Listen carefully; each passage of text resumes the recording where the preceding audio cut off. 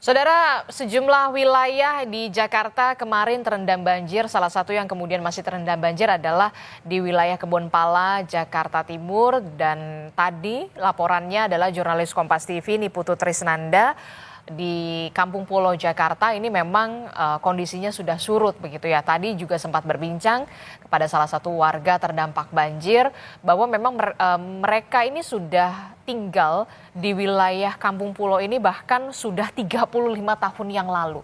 Sejak tahun 90 sudah besar di sana, lahir di Kampung Pulo begitu ya. Dan ini merupakan banjir adalah hal yang bisa dikatakan dalam tanda kutip adalah hal yang biasa. Tapi kemudian tentu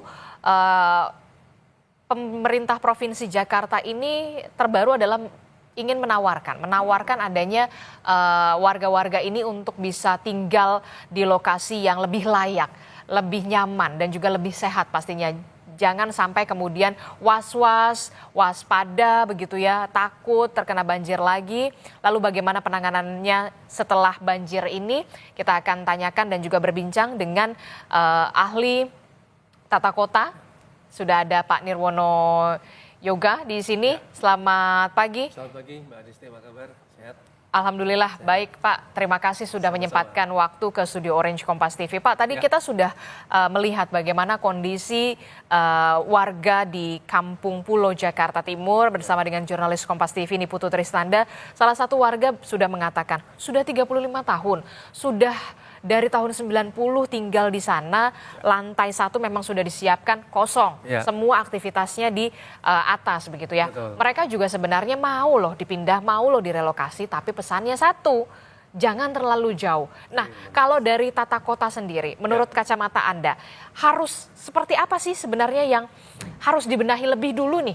Supaya banjir 5 tahunan, siklus 5 tahunan ini tidak berhentilah, sudah selesai sampai di sini saja. Betul sekali Mbak Azizi. Jadi gini, menurut saya ada 3 langkah utama yang bisa dilakukan oleh pemerintah DKI ya. Kalau kita lihat kemarin ini kan praktis banjir kiriman terjadi di seluruh pemukiman bandaran kali ya. Artinya kan PR utama kita membereskan ada 2. Satu membereskan membenahi bandaran kalinya, kedua adalah tentu kebutuhan hunian. Nah, kalau melihat dari kesediaan lahan tentu adalah hunian vertikal atau rumah susun ya yang paling realistis untuk dibangun. Nah, PR utama dari selama ini kasus adalah warga itu tidak mau berpindah kalau rusunnya jauh dari tempat tinggal ya. Karena tadi bicara soal sekolah, tempat tinggal tadi ya, misalnya tempat usaha yang sudah puluhan tahun mereka lakukan ataupun tinggal di situ. Nah, maka yang bisa kita lakukan sekarang sambil melihat di pengungsian ini sebenarnya pemerintah DKI Jakarta bisa melakukan semacam identifikasi calon lokasi yang potensial ya. Kemarin Pak Gub sudah mengindikasikan misalnya sudah menyampaikan bahwa aset-aset Pemda yang dekat dengan lokasi banjir itu sangat potensial sebenarnya kalau kita upayakan menjadi rusunawa mixed use ya. Apa itu? Misal kalau tadi kita baca di daerah Kampung Pulo dan Kebonpala, di situ kan ada sekolah ya. Nah, sekolah negeri berarti itu aset. milik Pemprov DKI ya. Di sini kita bisa melihat contohnya adalah kalau ini kita bangun rusunawa mixed use misalnya, maka secara teknis Pemda tidak perlu melakukan pembebasan lahan. Status lahan juga clear and clean ya, atau milik Pemda. Terus kemudian sekolah ini pun bisa difungsikan menjadi rumah susun. Caranya bagaimana? Maka yang bisa dilakukan adalah nanti ya pada saat revitalisasi bangunan pada lantai 1, 2, 3 misalnya itu tetap mempertahankan fungsi untuk sekolah ya. Tentu dengan sekolah lebih modern tentunya ya, dengan penataan yang lebih modern, lebih canggih sehingga sekolahnya naik kelas misalnya ya. Kemudian di lantai 4 sampai lantai 5 itu bisa disediakan untuk usaha UMKM. Apa tujuannya?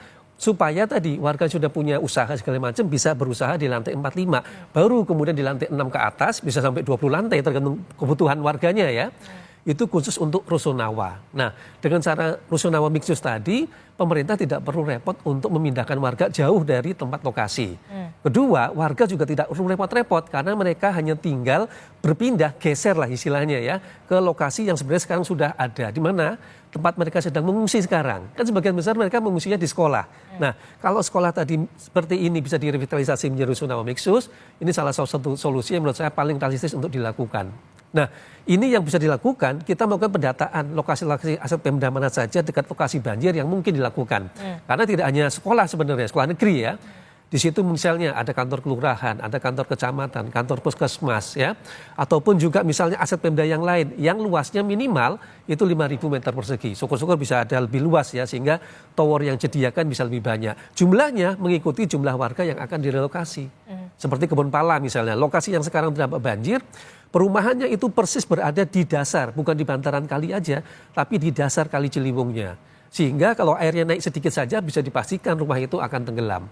Maka suka tidak suka, kalau dari lihat di lapangan Mbak Adisti, rumah ini harus dipindahkan atau dilokasi warganya ke Rusunawa terdekat tadi.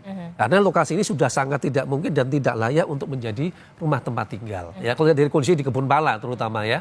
Nah, ini juga perlu dievaluasi seperti dari perumahan di Kampung Pulo, Rawajati yang kemarin juga banjir ya. Nah, ini baru daerah Kali Ciliwung. Bagaimana dengan daerah Kali Pesanggerahan yang kemarin terdampak misalnya ya. Beberapa pemukiman itu juga bisa dilakukan.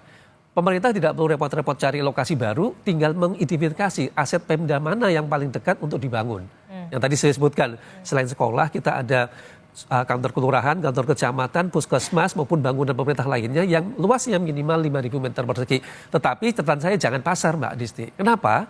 Kalau pasar ini kita punya pengalaman untuk membangun rumah susun di pasar butuh waktu yang lebih lama. Kita harus memikirkan relokasi pedagang pasar ke tempat sementara dan itu butuh waktu lebih lama untuk sosialisasinya. Berbeda kalau umpamanya tadi sekolah ataupun kantor kelurahan. Kalau sekolah kita bisa memindahkan pada saat pembangunan ke sekolah terdekat untuk taruhlah kalau tadi sekolahnya itu pagi dipindahkan ke sekolah siang misalnya. Atau kantor kelurahan lebih mudah lagi karena kantor kelurahan kan tinggal numpang di kantor kelurahan terdekat misalnya. Nah, ini akan memperlancar penyediaan hunian vertikal dalam waktu yang lebih singkat. Dalam waktu 1 tahun misalnya, lokasi-lokasi yang terdampak banjir paling parah itu sangat mungkin untuk segera dibangun. Karena rata-rata membangun rusunawa butuh waktu hanya 5-6 bulan. Oke, jadi pembangunan Rusunawa ini 5-6 bulan begitu ya. Dan juga Rusunawanya ini mixed use. Mixed use gitu ya. Di bawahnya itu lantai 1, 2, 3 itu bisa sesuai peruntukannya. Sesuai peruntukannya, memang sudah asetnya Pemprovnya sekolah, kelurahan, kemudian baru puskesmas boleh begitu ya. Lalu di lantai 3, 4, 5-nya untuk usaha warga tadi usaha warga, jadi warga juga bisa berjualan di sana. Betul, co-working space kalau anak muda sekarang misalnya gitu ya. Jadi ada fungsi tambahan yang tidak sekedar tempat tinggal. Karena hampir sebagian besar kasus rumah susun gagal bayar warganya karena mereka tidak bisa berusaha di tempat yang baru tadi, Mbak Adisti. Nah, ini juga yang kemudian tadi karena Pak Nirwono sudah menyinggung soal biaya. Nah, gagal bayar karena memang dipindahkannya, direlokasinya terlalu jauh. Begitu ya, usahanya juga mau gimana gitu kan. Nah, ini juga yang menarik.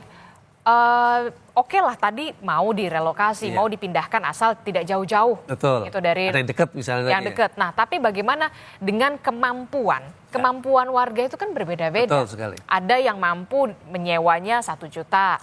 Ada yang mampu 500.000. Betul. Ada mungkin yang mampu, ya Pak saya cuma 200.000 saja saya sudah berat. Nah, ini gimana solusinya? Ada 3. 1, pasti nanti akan keluar data ya. Warga mana yang bisa membayar tadi 200, 500, 1 juta misalnya ya. Karena ini akan menentukan berapa besar subsidi pemerintah DKI yang akan diberikan kepada mereka. Selain tentunya kan dapat KJP, KJS ya, Kartu Jakarta Pangan juga. Nah, ini kan tentu akan meringankan beban warga yang akan dipindah ke Rusunawa tadi. 1. Kedua, yang tadi dikatakan, kan tadi mereka sudah punya tempat usaha. Dengan penyediaan lahan di lantai 4-5 untuk usaha mereka, UMKM, kemudian ada tempat kerja mereka, berarti kan pemerintah menyediakan ruang kerja yang gratis. Di sini kan berarti mereka tetap berusaha sehingga mendapatkan sumber penghasilan yang baru, Mbak Diste. Nah, apalagi sekarang misalnya contoh paling mudah, kalau sekarang di pemukiman yang padat ini mereka buka warung di depan rumah kan bisa sekarang. Nah, begitu pindah ke rusun kan nggak bisa. Tetapi dengan pindah ke rumah susun mereka bisa membuka misalnya usaha catering online, ya. Siapa penghuninya?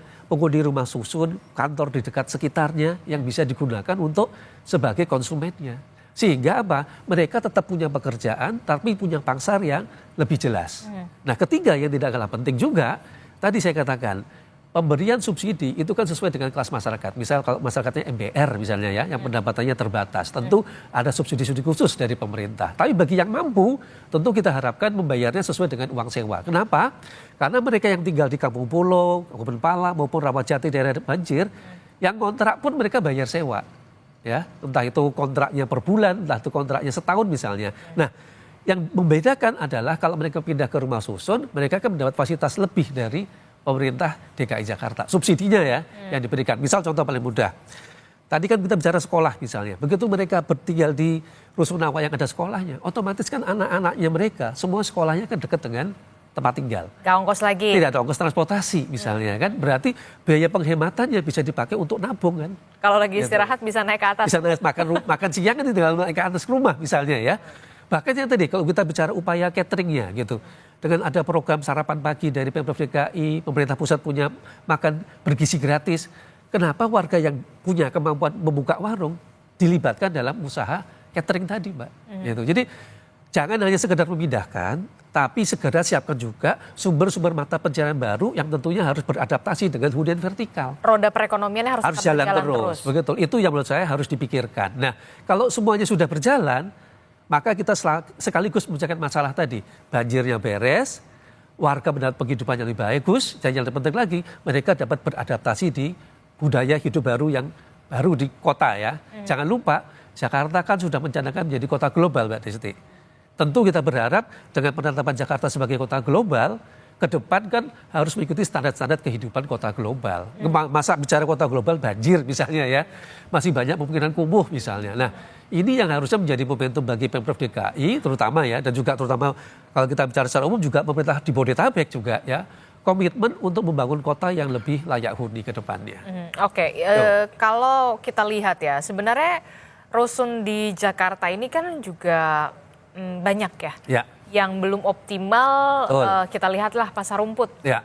Bawahnya, di lantai bawahnya itu ada pasar. Ya.